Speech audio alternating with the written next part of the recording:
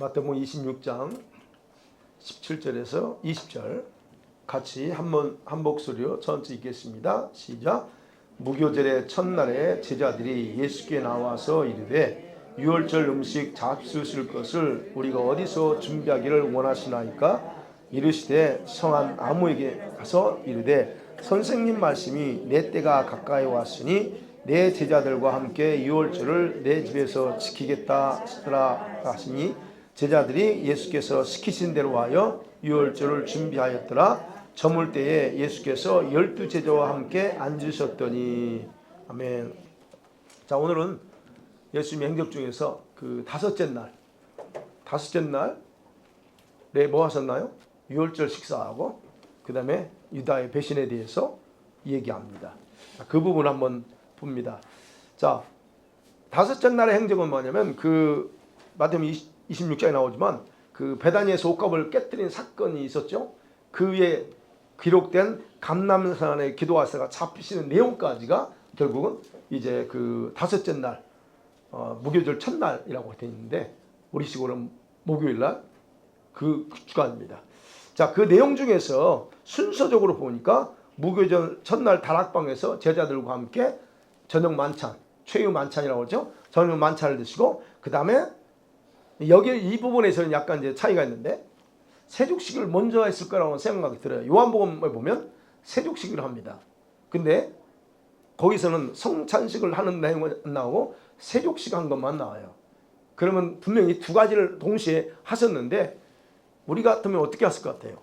성찬식을 나누고 세족식을 할 것 같아요? 세족식을 하고 성찬식을 했을 것 같아요? 세족식을 하고 했을 것 같아요. 제가 볼 때. 그러니까 세족식을 하고 그리고 나서 주님의 마음이 너무 괴롭습니다.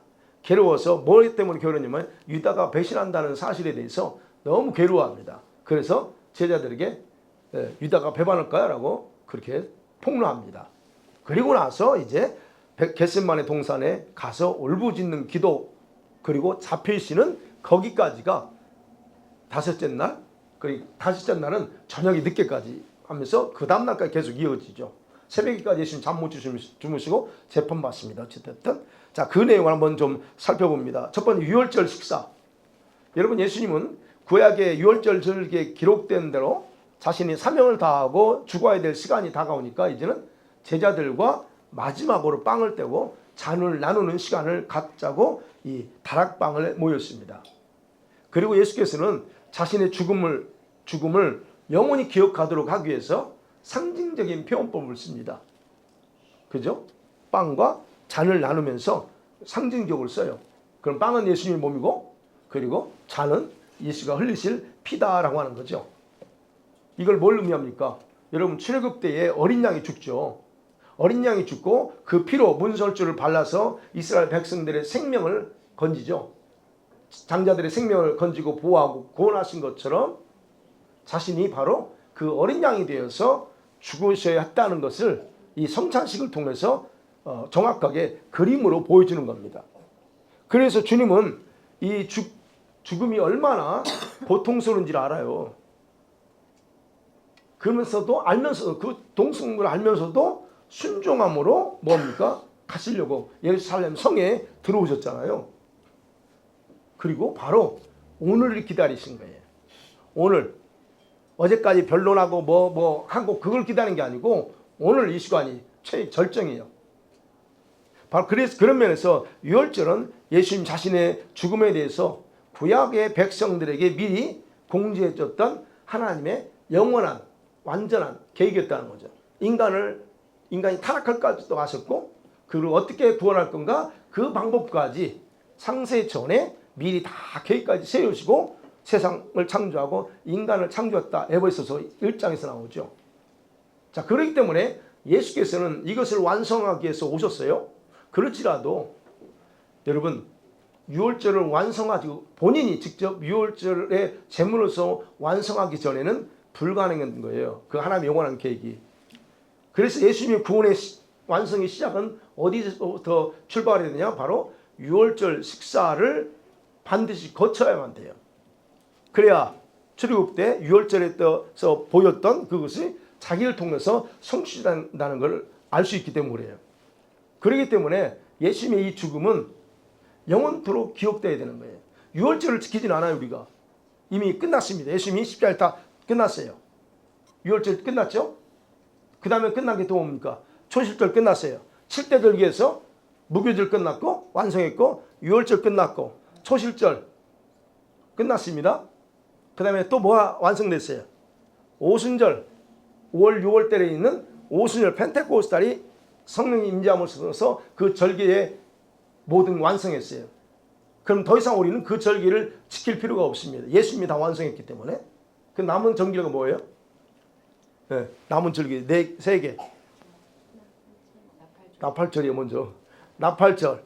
그 다음에 대속제일, 염키푸르. 그 다음에 초막절. 이 세 가지가 앞으로 성취돼야 됩니다. 그래서 나팔절은 예수님이 재림을 얘기하고, 뭐 그거는 그래요. 그래 어쨌든 자, 이렇게 예수님께서 유월절량으로서 모든 걸 완성해 버립니다. 그래서 이거는 기억해야 돼요. 우리가 빵을 떼면서 오늘날 이스라엘 백성들이 할 필요는 없지만, 그러나 그것은 우리에게 영원히 기억하고 기념해야 돼요. 그래서 예수님께서 기억하라, 기념하라 그랬잖아요. 그래서 오늘날까지도 교회에서는 이제 유월절 안 지키고 뭘로 지켜요? 성찬식을 통해서 예수님의 십자가의 희생을 기념하고 있는 이유가 바로 거기에요. 그러니까 우리는 유월절 지킬 필요가 없는 겁니다. 완성했기 때문에. 자, 그런데 다른 복음서에는 떡과 잔을 나누는 성찬식을 기록했지만, 아까 말씀드렸죠? 요한복음에서는 이것을 생략하고 세족식을 통한 가르침을 더 추가해서 상세하게 기록하고 있다는 거예요. 여러분이 잘 아는 것처럼 이것은요, 예수님께서 겸손함으로 친히 자신이 종이 되어서 제자들의 발을 씻겨줌을 통해서 모범이 됐던, 그렇죠? 그런 의식이죠. 그래서 세족식도 우리가 하기도 합니다. 네. 그러면 봐요. 이렇게 제자들의 발을 씻기신 예수님의 모습이 뭘 의미하느냐는 거예요. 성찬식도 그렇고 세족식도 거기에 자신의 죽음을, 자신의 생애와 죽음을 그대로 마치 한 폭의 그림인 것처럼 보여주고 있다는 거예요. 그래서 세족식을 통해서 우리 한번 언젠가 해봐야 될 것 같아요. 우리 옛날 학생 때, 20대 제가 전도사 할 때는 세족식 다 하고 발도 씻겨주고 그랬는데, 어린이 돼가지고는 한 번도 못 한 것 같아요. 그런 어떤 세족식을 통해서, 여기 보세요. 그 한 폭의 그림 보이죠. 왜냐하면 예수께서 뭐하러 오셨어요? 섬김을 받으러 오신 게 아니고 섬기러 오셨다는 것을 주님이 스스로 고백했잖아요. 그러니까 그걸 보면서 모범적으로 그렇게 하셨다는 거예요. 그러니까 결국 여러분, 예수님이 사실 인간의 종이 되기 위해 오셨다는 거예요. 인간의 종이 되기 위해 오셨어요. 그래서 본인이 실천함을 통해서 본보기가 되신 거예요. 그리고 바로 세족식을 행함을 통해서. 그래서 후세에, 오늘날 같은 후세에 자기 종들이 자기처럼 그렇게 낮아지고 섬기는 자세를 원했기 때문에 바로 주님이 그것을 몸생했다. 그래서 이제 요한복음에 보면 13장에 보면 너희도 그렇게 하라고 했던 겁니다. 어쨌든 떡과 잔을 나누고, 그리고 또 이 의식 세족식도 행한 것은 별개 사건이 아니라는 거예요. 서로 밀접하게 서로 연관되어 있다고 생각해 볼 필요가 있습니다. 자신의 살과 피를 세상에 주려고 했죠. 그래서 사람을 살리려고 했죠. 그럼 뭐예요? 예수님이 세상에 오신 이유가 뭔가를 성찬식을 통해서 정확하게 알려주는 거잖아요. 구원하기 위해서. 자, 그렇다면 결론적으로 이 세족식과 성찬식의 내용은 결국 예수님의 죽음이 어떤 의미 있는지를 알려주는 그런 내용이 그 속에 그림으로 담아져 있다는 겁니다. 예수님은 누군가에 의해서 모함당하고 죽은 게 아니에요. 인간을 섬기면서 사람들의 영혼에 자기 자신을 양식으로 떡과 잔을 이 됨을 통해서 그 영혼을 살리고, 그리고 자기 자신을 사람들의 양식으로 주었다는 것. 그래서 그걸 통해서 놀라운 하나님 자신의 계획을 완성하기 위해서 죽으신 죽음이 바로 이 성찬식과 세족식을 통해서 우리에게 말을 하고자 하는 내용이라는 겁니다. 그래서 예수님께서 십자가에서 어떻게 해요? 뭐라고 하셨죠? 마지막에 다 이뤘, it is finished 그래요. 모든 걸 자기가 모든 것들을 다 이뤘다라고 선언합니다. 그러니까 결국 뭐냐면 십자가는 성찬식과 세족식의 장면으로 압축되어 있어요. 그 속에. 그래서 예수님의 삶의 목적의 절정이 십자가고 그리고 완성이었다는 거예요. 여러분, 우리 예수 믿는 사람들은요, 저와 여러분 예수 믿는 그리스도인들은 예수님을 따라 살아야 될 따라 살도록 부름을 한 사람들이 저와 여러분입니다. 아멘. 예. 그렇다면 우리가 생각해야 될 게요. 다른 십자가는 다른 사람을 섬기기 위한 종의 모습으로 죽었다는 거예요. 그러면 우리가 십자가 지고 따른다 뭐 그렇잖아요. 그러면 우리도 그대로 예수님 했던 것처럼 그대로 삶을 살아가는 것을 의미한다는 거예요. 뭐 나무 십자가 지고 따르라는 게 아니고 예수님이 어떻게 사셨는가 그것을 따라 사는 것, 그건 다른 사람을 섬기는 거잖아요. 예. 그렇기 때문에 여러분 우리 크리스천들은 예수님을 따라 다른 사람을 섬기는 그런 종의 길로 부름받았다라고 적용할 수가 있는 거예요.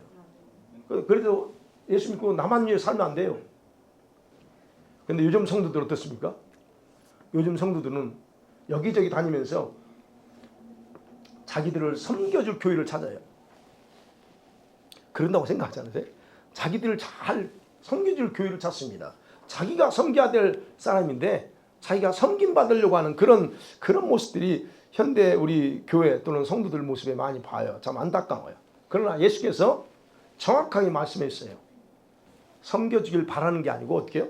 섬기는 삶을 사는 거, 그게 내가 온 목적이다 그래요. 너희가 나를 선생이라고 부르지 않느냐. 그럼 뭐예요? 너희 말이 옳다.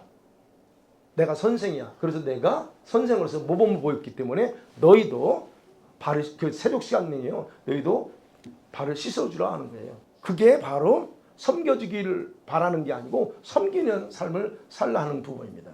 그리고 성찬식은 어때요? 성찬식은 자기 희생이잖아요. 자기 희생. 그래서 희생을 통해서 뭘 완성해요? 하나님의 뜻을 완성한 의식이에요. 그게. 그러면 성찬식을 통해서는 오늘날 성도들이 자기 희생을 통해서 하나님의 뜻을 완성하는 삶을 살아야 됨을 그대로 보여주는 의식이다. 물론 이제 그 예수님의 죽음을 기념하는 거지만 그 내면의 의미를 적용한다면 그렇다는 거예요. 자기 희생을 통해서 하나님의 뜻을 성취하는 겁니다. 여러분, 하나님의 완전하신 뜻은 어떻게 이루어질까요? 희생 없이는 불가능합니다. 누군가 희생 없이는 하나님의 뜻은 이루어지지 않아요. 아니면 예를 들어서 여러분 각자에게 하나님이 주신 뜻, 세우신 뜻은 여러분이 희생하지 않으면 그 뜻은 완성할 수 없다는 거예요. 예수님은 자기 희생을 통해서 자기가 이루어야 될 하나님의 뜻을 이루었죠. 그거와 똑같다는 겁니다. 그래서 주님을 향한 희생은 자기 희생이요. 반드시 하나님의 목표를 향해서 이루어져야 돼요.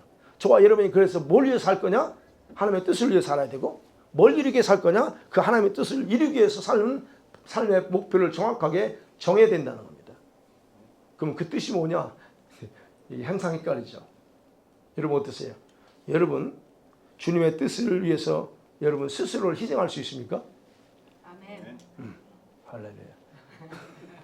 그 해야 돼요. 우리가. 그 다음에 또 하나 이제 성찬식을 끝납니다. 그 다음에 이제 그러고 나서 유다의 배반에 대해서 예수님이 이제 또 폭로합니다. 자, 유다가 여러분 예수님을 배반한 사건에 대해서 요한복음에서는 다른 복음에서는 배반했다라고 기록해요. 간략하게. 그가 배반했어. 대제사장 찾아가가지고 이렇게 배반했어라고 결론적인 내용만 기록합니다. 그런데 요한은요 좀 더 구체적인 그 과정을 설명해요. 유다가 돈에 대한 욕심 때문에 예수님을 팔 생각을 가지게 된 것에 대해서 누가 개입되어 있었다고 할까요? 요한복음에서는 마귀가 이미 그에게 작용하고 있었다라고 13장 2절에서 그렇게 말하고 있어요. 시작. 마귀가 벌써 시몬의 아들 가룟 유다의 마음에 예수를 팔려는 생각을 넣었더라. 예. 여러분 유다는 종교적인 그때 당시 종교 기득권자들이 바로 예수를 싫어하면서 죽이려고 했다는 거 이거 알아요. 그렇죠? 그러면서 동시에 예수를 어떻게 하면 죽일까? 그들 입장에서는 고민하죠. 그리고 이제 보면 예수가 어디 있는지 정보를 제공하기를 원합니다. 정보를 제공하는 자들에게 일정한 보상이 있을 거라고 하는 그런 소리를 들었을 거예요. 그렇지만 처음부터 유다가 예수님을 배반할 생각을 한 건 아니에요. 왜? 3년도 안에 따라다니면서 훈련받고 그리고 나름대로 제자라고 했는데 그냥 섣불리 그랬던 거 아니에요. 그래서 섣불리 그래서 실행하지 못하고 다만 머릿속에 생각 속에 그 생각 안 했어. 유다가 돈을 좋아하는 사람으로 일단 나오잖아요. 그러니까 그런데 문제는 거예요. 그런 생각을 했는데 문제는 마귀가 그 생각을 마음에 심어주면서 뭐라고 그랬어요? 그를 행동하도록 했다 하는 게 지금 저 말씀입니다. 내가 생각 안 할 수 있는데 여기 있으면 괜찮은데 그것이 마음의 생각으로 바뀌어버려요. 마음의 생각으로 예수님 팔아버려야지 라고 바뀐 겁니다. 자, 여러분 그런 부분에서 봐요. 그 생각이 여러분 그 생각을 가지고서 유월절 전 마지막 식사를 할 때에 예수께서는 이제 유다에게 빵 한 조각을 주면서 구체적으로 누가 자기를 배반할 것인가를 그 제자들에게 이렇게 알려주잖아요. 근데 제자들은 또 그렇게 알려줘도 그 말이 무슨 말이 알아듣지 못하죠. 네. 못 알아듣 도대체 뭔 얘기하는 거야 지금. 유다가 예수님 판다고? 그 말을 못 알아듣으면 판다는 것을 그대로 받아들이지 않고 몰라요. 자, 어찌됐든 그렇게 떡을 받은 후에 사단이 유다에게 완전히 들어가 버립니다. 그래서 13장 27절에 그렇게 나오죠. 시작. 조각을 받은 후 사탄이 그에게 들어간지라 예수께서 유다에게 이르시되 내가 하는 일을 속히 하라. 예. 결국 사단이 들어가니까 유다가 도저히 멈출 수 없는 상태가 되도록 사로잡았다는 얘기예요. 자기가 멈출 수 없어. 행동하지 않고는 어쩔 수 없게 만드는 그런 상황까지 바로 이 사단이 들어가서 했다 하는 겁니다. 그리고 나니까 어떻게 유다는 대제사장들에게 바로 나가. 예, 그 다락방에서 뛰쳐나가서 대제사장들에게 찾아갑니다. 그 전까지는 유다가 가기 전까지는 대제사장 얘네들은 어떻게 하면 죽일까 생각했지만 방법을 모르고 있었어요. 근데 유다가 직접 찾아가니까 거기서 바로 올컨이 한 거죠. 여러분, 예수께서 세족식과 유월절 식사 전까지는 자신의 죽음에 대해서 3번 예고를 했어요. 내가 예루살렘 가서 죽을 거야. 3번 예고합니다. 그러나 누가 자기를 배반할 것이라는 것을 언급하지 않아요. 그냥 죽을 거다라고 얘기합니다. 그런데 지금 자신이 배반당하는 그 참담한 심정을 말하지 않고 있다가 그날이 딱 눈앞에 다가오니까 마지막이라는 어떤 그런 게 있겠죠. 그런 생각 때문에 자신의 괴로운 심정을 드러내요. 그래서 마음이 심히 괴로워 그랬어요. 요한복음 13장 20일 심히 마음이 괴로워. 그래서 그거를 제자들에게 그냥 폭로하는 겁니다. 자, 우리 생각해요. 가룟 유다가 어떤 사람이에요? 유다가 어떤 사람입니까? 주께서 친히 자신의 제자로 선택하고 훈련시켰던 사람 중에 한 사람이에요. 그리고 예수님은 그를 신뢰했기 때문에 직책을 줬어요.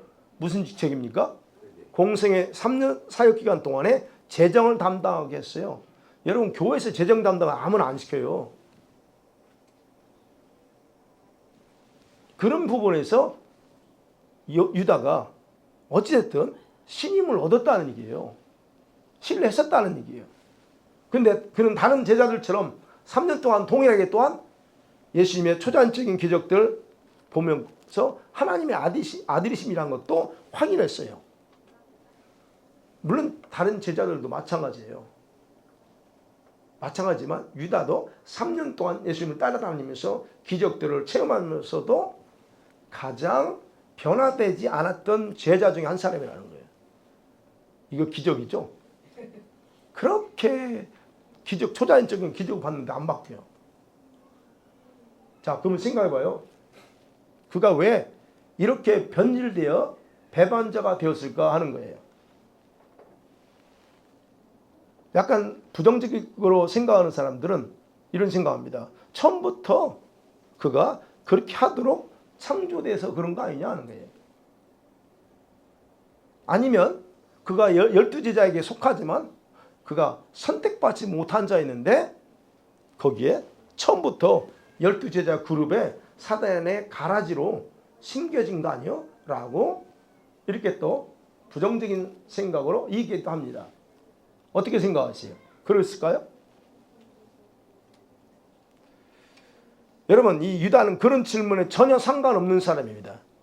상관이 없어요. 그는 예수님으로부터 예수님께서 귀로 하나님의 나라의 비밀과 법에 대해서 정확하게 듣는 그런 특권을 가졌었고, 동시에 눈으로는 뭘 봤어요? 하나님의 과거의 선지자들이 그렇게 보기를 원했던 그런 정확한 하나님의 아들로서의 그런 사역들, 기적들을 정확하게 눈으로 보는 그런 축복을 받았던 사람이에요. 그러나 중요한 것은 그는 스스로 자신이 변화되지 않는 길을 선택했다는 겁니다. 우리가요, 이거 잘 아셔야 돼요. 그렇게 신앙생활을 오래 했어도 자기가 안 바뀌어요. 자기를 바꿀 생각을 하지 않아요. 이런 사람은 의외로 있습니다. 의외로. 여러분은 안 그러시죠? 네, 여러분은 바뀌려고 하시죠? 근데 의외로 있어요. 안 바뀌어요. 마음은 원하는데 안 바뀌어. 그러고 있잖아요. 마음은 내 설교 들으면 변해야지. 아내하고 아이들하고 충돌되니까 내가 그래 바뀌어야지. 근데 작심삼일이야. 돌아왔으면 옛날로 돌아가. 그렇게 설교 많이 듣고 그렇게 교회 예배 많이 드려도 바뀌질 않습니다. 근데 원인이 뭐냐? 스스로 자기 자신이 변화되겠다는 그런 결단을 하지 않아요.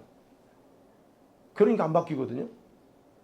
잘 생각해요. 여러분 과거를 한번 보세요. 내가 그때 진짜 바뀌겠다 하면서 얼마나 결단하고 얼마나 몸부림쳤는가. 그러지 않았을 거예요. 그거 바뀌어야지 마음만 먹고 그 다음에 어떤 행동을 안 했던 경우가 거의 아마 90% 이상 다 그랬을 거예요. 그런 걸 얘기하는 거예요. 유다가 그렇게 3년 동안 그렇게 모든 부분에서 배우고 훈련받고 다 말씀에도 불구하고 그는 스스로 변화되지 않는 길을 선택했지. 다시 오늘날 얘기하면 자신의 성품을 바꿀 생각 안 했다는 거예요. 자신의 성격도 바꿀 생각도 안 했고 그랬다는 거예요. 그러니까 12제자 중에 선택은 받았지만 사단이 사용하기에 굉장히 딱 맞는 자로 스스로를 만들었어요. 자기가. 사단이 만든 게 아니고 스스로 원수가 나를 가지고 놀 수 있는 사람으로 스스로 자기를 그렇게 만들었다는 거예요. 그리고서 그렇게 되니까 어떻게 결국 사탄에게 잡혀서 예수님을 배반하게 되는 그런 어리석은 짓을 했다는 겁니다. 그리고 예수님께서요 거기까지 또 참았어. 그를 끝까지 사랑합니다. 요한복음 끝까지 사랑해요. 사랑해서 어떻게 해요? 돌이킬 기회를 줍니다. 돌이킬 기회를 줘요. 그 마지막 식사 때 지적하잖아요. 그건 뭘 의미해요? 회개하라는 거예요. 나 알고 있어. 내가 너 알고 있어. 그러니까 여기서 할 생각 하지 마. 이런 의미도 있어요. 돌이키라고. 그러나 그렇게 기회를 줬어도 이단 어떻게 자기의 잘못을 돌이키지 않고 예수님을 팔아버립니다. 그러고 나서 팔고 나서야 이제 죄책감에 잡혀. 이게 원수가 전형적으로 쓰는 겁니다. 여러분이 죄를 지을 때까지는 자꾸 죄를 짓게 만들어. 그러고 나서 그놈은 뒤로 빠져요. 아니 그 수법이에요. 죄를 빠져. 그러고 나면 나는 유혹을 받아서 죄를 지었어. 그러고 나면 어떻게 합니까? 죄책감이 그때 제정신 돌아와. 제정신 돌아오면 어떻게 해요? 후회하죠. 내가 또 집사가 돼가지고 권사가 돼가지고 이랬네 하면서 죄책감 빠져요. 바로 이걸 노리는 겁니다. 바로 이 유다가 그랬던 거예요. 팔게 해놓고 이 쑥 빠지니까 그때서 유다가 제정신이 돌아온 거예요. 그러니까 죄책감 빠져요. 그래서 견디지 못하고 자살해버린 거예요. 그래서 여러분 마가복음을 기록한 마가는 이 12제자 이름을 나열하면서 가룟 유다를 어디다 넣어요? 제일 마지막 12번째 이름을 넣으면서 별명을 붙여서 무슨 별명이에요? 예수를 판자로라 그래요. 예수를 팔았다는 꼬리표를 딱 붙여버립니다. 여러분, 오늘날 유다의 모습을 하고 있는 성도들은 교회 안에 많습니다. 바뀌지 않는 사람들. 바뀌지 않아요. 방법을 몰라서 안 바뀔 수도 있고, 또 성령 하나님 바꾸줘야 바꾸지, 그래서 수동적으로 하나님 바꿔줄 때까지 자기를 아무것도 안 하는 사람도 있을 수 있어요. 그건 잘못된 거죠. 그런 종류의 신앙인들이 의외로 교회 안에 많다는 거예요. 그래서 여러분 제가 교회 안에 불신자가 많다니까요. 교회 안에 가장 불행한 사람이 어떤 사람이야? 그렇게 오랫동안 신앙생활하고서도 많은 설교를 들었고도 성경 공부를 그렇게 해서도 자기의 마음을 주님께 드리지 않고 사는 사람들, 불신자들, 교회 안에 무신론자들이 많아요. 어떤 사람이 무신론자인 줄 아세요? 기도 안 하는 사람이에요. 하나님이 계신다면서, 하나님 믿는다면서. 그런데 그분한테 기도 안 합니다. 왜 안 할까요? 1차적으로는 생활이 풍부하니까 안 할 수도 있어. 그 말은 무슨 말이에요? 안 믿는다는 얘기예요. 안 믿어 하나님. 그게 무신론자예요, 교회 안에. 저는 그렇게 무신론자. 제가 말씀드린 게 뭐예요? 밥 먹을 때 형식적인 그거 말고, 형식적인 거 말고요. 기도 안 합니다. 많은 사람들. 그게 무신론자고, 그런 사람들이 가장 불행한 사람들이에요. 그러니까 겉과 속이 달라. 겉은 번들이라 해서 주일날 보면 이게 딱 입고 오니까 뭐 권사의 타이틀을 가지고 있기 때문에 아무 문제 없는 것 같은데 속은 아니야.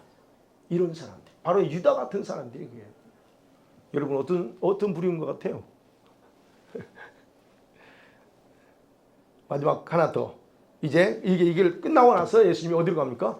이제 제자들과 함께 겟셋마네 동산 올라가죠. 식사 다 마쳤어요.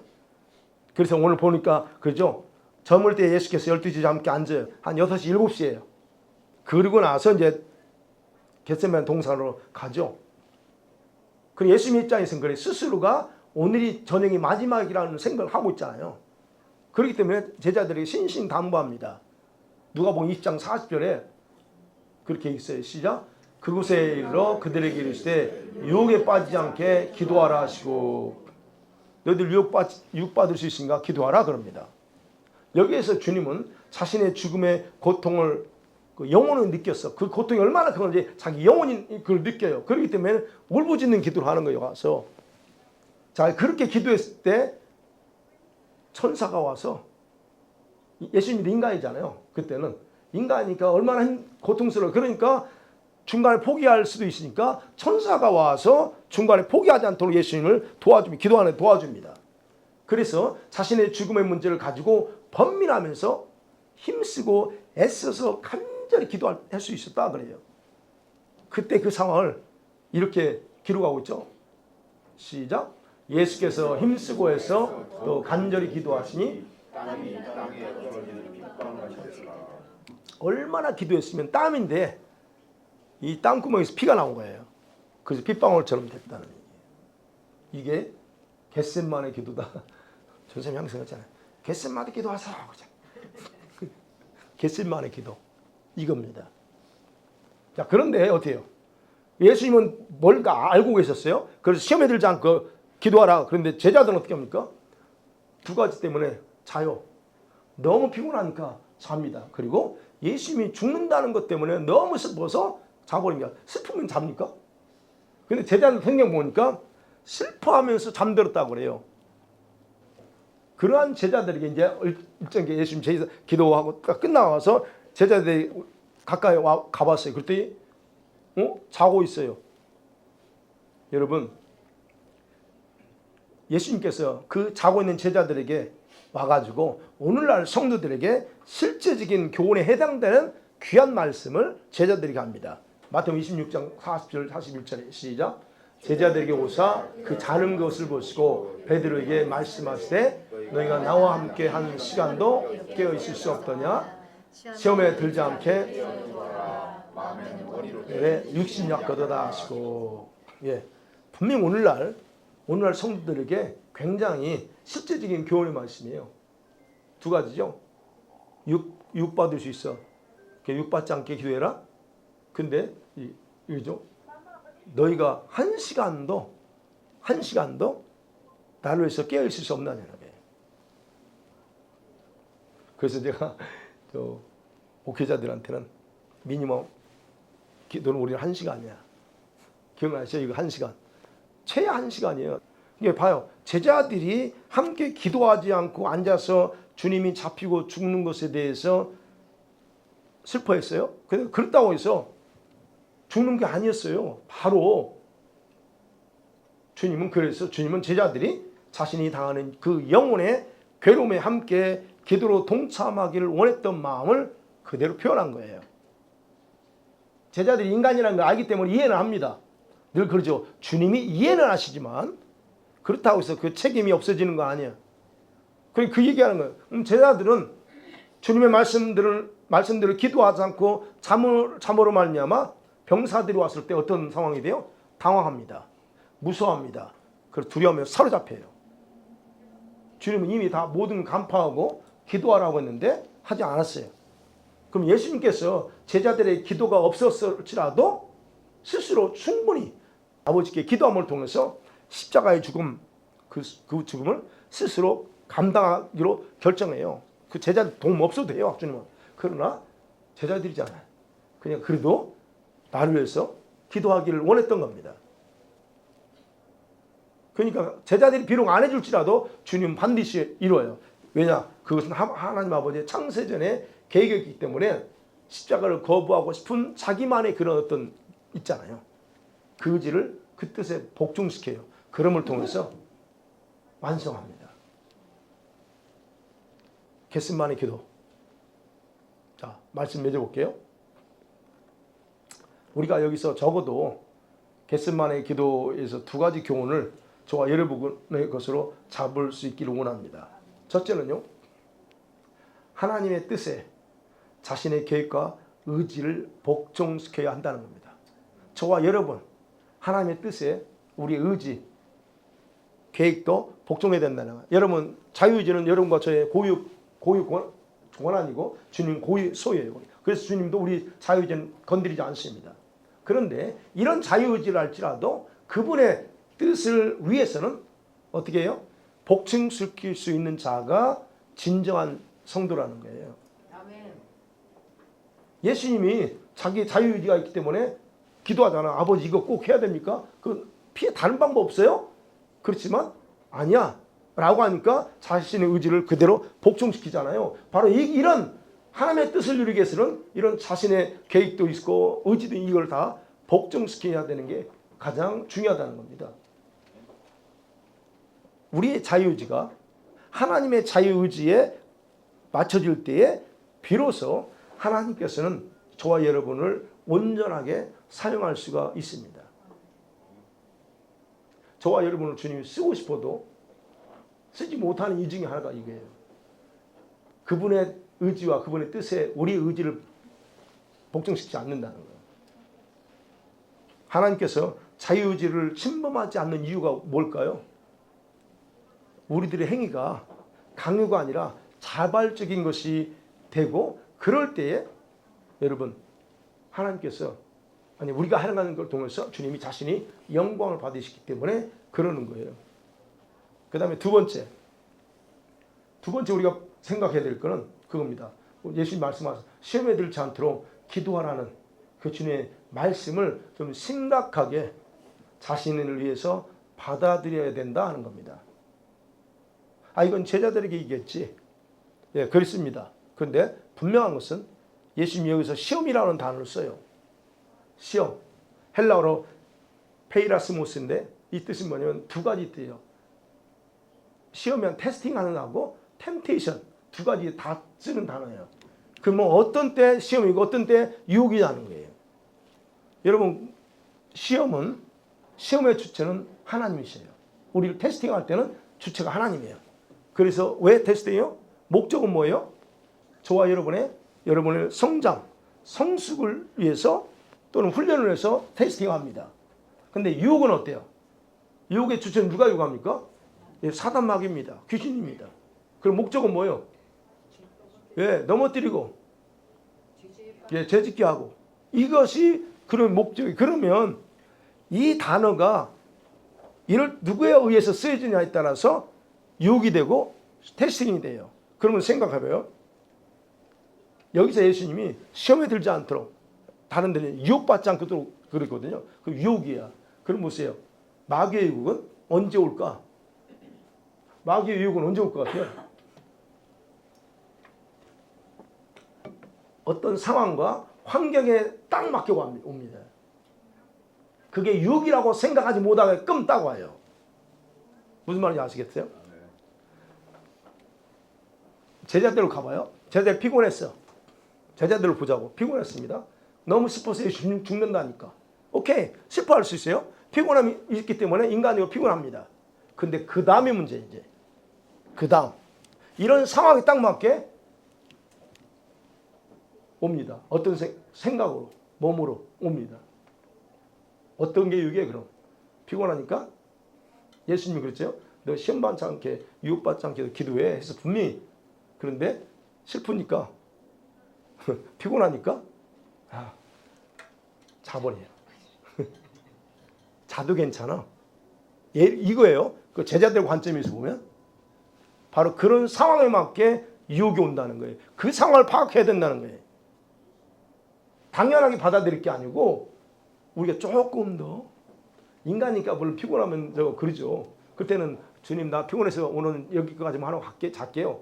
뭐 그렇게 할 수 있어요. 하나님 땡깡 놓을 수도 있어요. 뭐 그건 개인적으로 하나 되지만 할 수 있어요. 그러나 분명한 것은 바로 유혹은 그런 형식으로 우리에게 주어진다는 거예요. 갑자기 뭐 죄짓게 유혹하고 그거 달라요. 유혹이라고 하는 것은 그런 차원이에요. 그러니까 우리가 언제든지 유혹을 받을 수 있잖아요.